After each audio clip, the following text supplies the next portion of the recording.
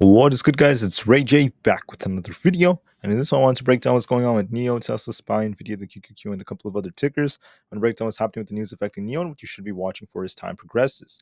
But before I break down all this information, before I get into any more details, let me just mention a couple of things. Firstly, I am not a financial planner, so take nothing I say as financial advice. And also, if you guys can, please check out the Moomoo link, which is down below and in the description. If you sign up for Moomoo and deposit $100 into the account, you are guaranteed up to 5 free stocks. If you deposit $1,000, you're guaranteed up to 15 free stocks, and the offer ends very soon. Anyways, now let's break down what's going on with the market. So I just wanted to mention right now that some tickers out there are looking very strong.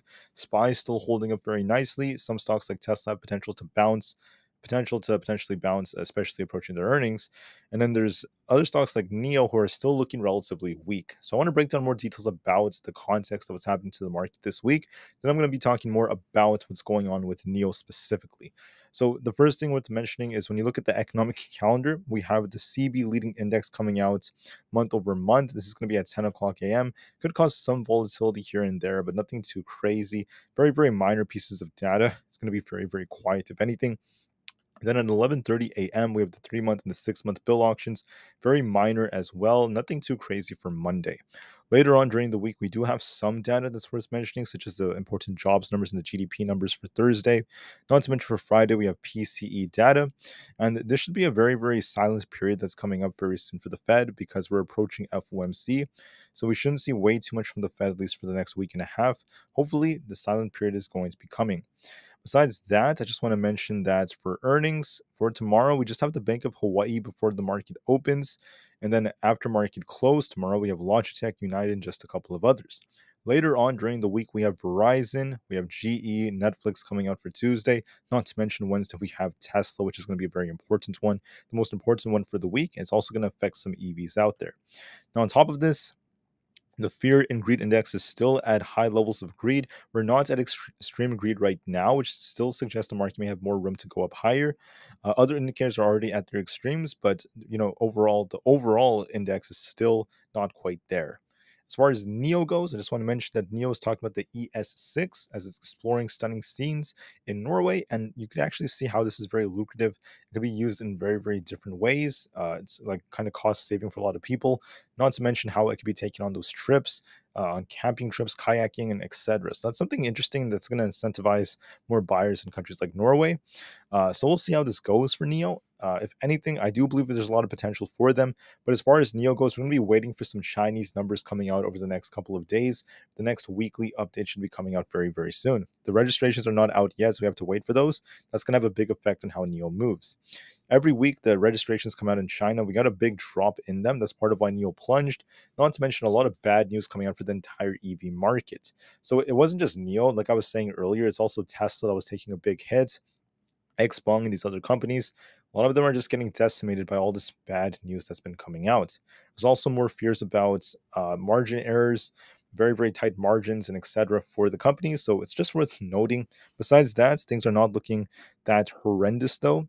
I just want to mention that the reason why I still say that is because fundamentally I still see potential in this company with the battery swapping technology and the growth that's coming to the EV market.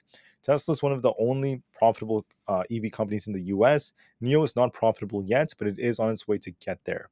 Now, why do I say that NIO is not horrendous? Well, the share price has been dropping in a horrendous manner, but the fundamentals of the company still remain strong for the long term.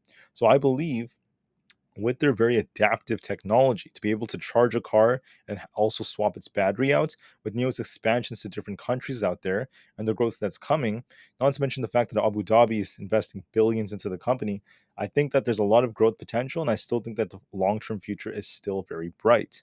We're going to be watching to see what happens with their management team as time goes on. I still believe in the improvements that are coming, and I think that NIO is going to be a big winner for the long term. I still hold that same view in my heart. It's also based off the numbers and their projections. NIO is also growing at a staggering rate, so I think that that's going to be helpful as well. So my view of NIO is that the long term, I'm still very bullish. For the short term, it looks bearish and still looks very weak. So all I see is another opportunity that's coming to buy up those shares. And when the market starts to turn, I still think NIO can have a very strong end of the year. We just have to wait and see when the time is right. So when it comes to other pieces of news, Bank of America was the last analyst to give us some ratings. They gave it basically, they used to downgrade it from a buy, Now they're giving it like a neutral rating, which is a little bit negative. Price price ratio is dropping. That means NIO is looking very weak compared to the market. As far as seasonality goes, Mondays tend to be green only 49% of the time, and we tend to see more volatility at noon and also at 2 and then 4 p.m. Besides that, there's not really a whole lot else that's going on. The volume is about 82 million, so it's just worth noting. We're selling off on high volume, so not the best of things. As far as NIO goes, however, if you look at the charts, we have these big looking bars on the histograms for the MACD. It's still looking very weak to me. It's continuing to sell off. Basically, we have support at $6. We just barely closed above that. We need to hold $6 tomorrow. We have this gap to fill above, which could take this thing very close to about 6.5, but we have to try to fill this gap up first. To get up there, we need to try to bounce off $6 and hold it. If we lose $6, there's 5.86 and 5.66 coming next. We have to hold those supports. If we lose those two supports, it's not going to be too good. But right now, technically speaking, it is looking kind of weak. With Tesla's earnings coming up in this wick that's forming, I'm going to hope that NIO could hold this $6 level. If we do hold it, we could be seeing a counter move towards 6.5 again. Then we might just see a trade sideways. So we have to see if it it could hold $6. Excuse me, guys. If it holds that, there's going to be some potential for a small little bounce. If not, then our next target is going to be 5.66 in my opinion. So watch $6. It's going to be very, very critical for NIO. I'll talk more about NIO in just a few minutes. I want to also mention that SPY is looking bullish. We're nearing a bullish cross on the PPO, which suggests that there could be more upside coming. But watch, 483 is resistance. If we get above that, I think we're going to get very close to 485. And if we get above that, we could push even more, get close to 487. In my opinion, SPY looks bullish. It's trying to push up higher. It might gap down, start off a little bit weak, and then end the day kind of strong. There's no guarantee it's done just yet.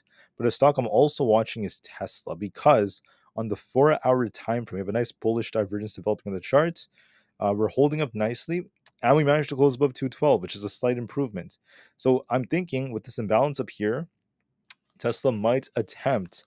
We might either get a sideways day Monday, then push up for Tuesday, or it might just happen as soon as Monday that Tesla pushes back up to 216 and eventually 220. I'm saying this not just because of the technicals as we have a bullish divergence, but also because Tesla has earnings on Wednesday, and sometimes before earnings, we see some buyers step in. So we might see a small bounce on Tesla and attempt to push a little higher just temporarily, right? I'm not saying it's going to last forever, and the real big move is going to be happening Wednesday after market close. We'll see what Tesla does after its earnings. A big move is going to be coming as well. As far as Apple goes, Apple has that gap to fill up here.